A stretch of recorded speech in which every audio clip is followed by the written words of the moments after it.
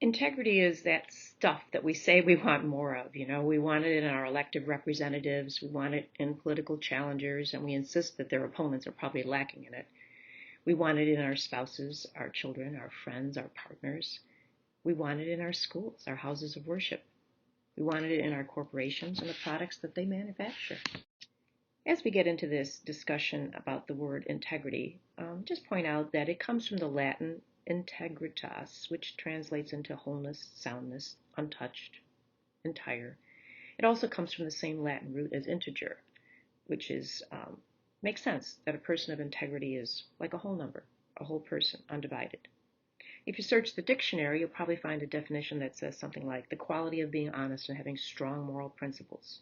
Could be moral uprightness, state of being whole and undivided. I'd like you to pause for just a moment and think, how would you define integrity in your own words? And are there examples of people that you know that you feel demonstrate integrity?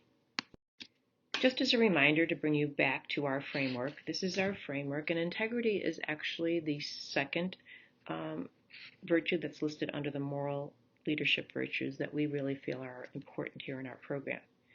The article that you've read from the Jubilee Center for Character and Virtues notes that moral virtues are actually character traits that enable us to act well in situations that require an ethical response. Obviously, in their framework as well, integrity is one of the examples of moral virtues. Although there's a common thread of meaning, honesty and authenticity and integrity do have somewhat different connotations. Honesty really refers to factual truthfulness and interpersonal sincerity. Authenticity, which is sometimes an overused term, refers to an emotional genuineness and a degree of psychological depth. And integrity really refers to moral probity, which really talks about being morally and ethically above reproach. It's also about self-unity and wholeness. Author and attorney Stephen Carter feels so strongly about integrity that he wrote an entire book about the topic. He offers an interesting definition of integrity. He breaks it into three parts: discerning, acting, and saying. He says that it's discerning what is right and what is wrong, which suggests that integrity requires a degree of moral reflection. He also believes it's acting on what you've discerned, even at a personal cost, which brings in the idea that an integral person is steadfast. He or she has a sense of keeping commitments. And then saying openly that you're acting on your understanding of right and wrong. And this third part of his definition reminds us that a person of true integrity is unashamed to do the right thing. Mr. Carter optimistically suggests that a person of integrity lurks somewhere inside each of us, and the person we can trust to do the right thing, to play by the rules, and to keep commitments. That's who it is. He posits that since we all sense a capacity for integrity, we actually do notice it and admire it in other people, even sometimes in people whom we may actually disagree on some issues. And Carter suggests that perhaps integrity ranks first among the things that make a good leader and good leader character.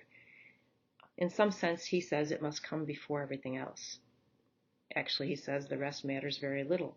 If a leader lacks integrity, the courage of his or her convictions, and the willingness to act and speak on behalf of what he or she knows is right, who would want to work for a person like that? Who would want to be led by a person who lacks integrity?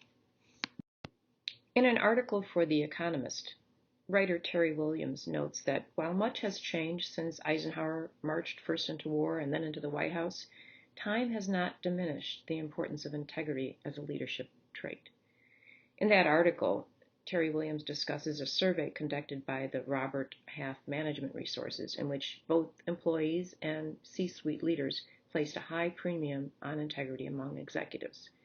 In a survey of over 1,000 office employees and more than 2,200 chief financial officers, respondents were allowed to choose up to 3 responses to the question, which of these are the most important attributes of a corporate leader? While both employees and CFOs rated integrity as the most essential leadership trait, a greater percentage of employees considered it the top quality in an executive.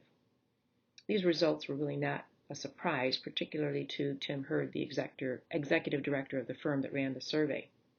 He said people want to work for people who are ethical. They know that if their leader acts with integrity, the leader will treat them right and do what's best for business.